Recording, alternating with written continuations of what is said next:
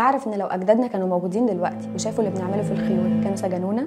سهلو، اصل بابا عايز يقول له حاجه. يلا يا زيكو على الاسطبل بسرعه يا زيكو. هي ستوب. الخيول عند المصريين القدماء كان ليها مكانه كبيره جدا لدرجه ان هم زينوها بالذهب والفضه زي غطا حصان الملك توت عنخ امون، ده غير الرسومات اللي موجوده على جدران المعابد والمقابر زي مقبره حور امحب واللي بتسجل مدى حب وقرب المصري القديم للحصان. وطبعا الحصان المصري كان وما زال رمز للهيبه والفخر والقوه، وهو من اقدم واشهر الخيول في العالم وبيختلف عن غيره لانه عنده مميزات كتيره.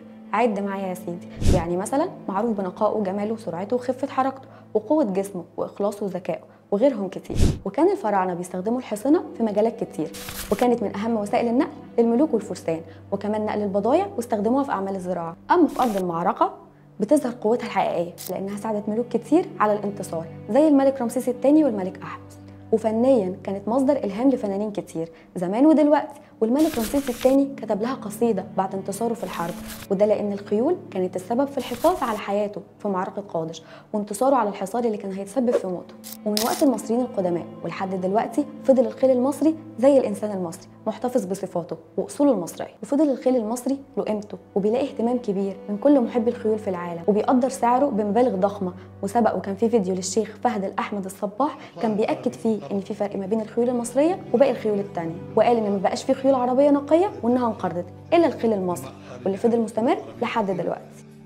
ما بقى في وطننا العربي خيول عربيه اصيله، هذا اللي رتبتها اكبر كتب الا في مصر.